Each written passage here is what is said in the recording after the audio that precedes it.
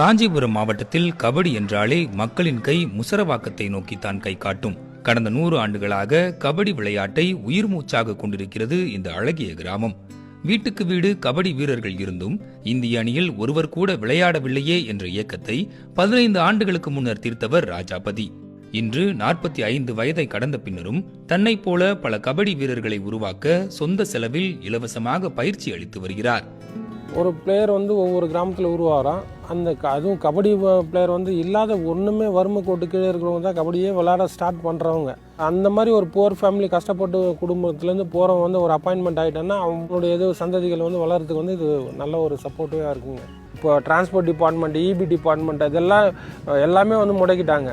அது எல்லாத்தையும் திரும்ப ஸ்போர்ட்ஸ் அப்பாயின்மெண்ட்னு உருவாக்குனா நிறைய பிள்ளைங்கள் உருவாகுவாங்க, நிறைய அப்பாயின்மெண்ட்டுங்க கிடைக்கும். என்ன சொல்கிறது, இளைஞர்களோட வாழ்க்கை வீணாகாமல் இதில் நல்ல ஒரு ஸ்டாண்டர்டாக வர்றதுக்கு வாய்ப்பு இருக்குது.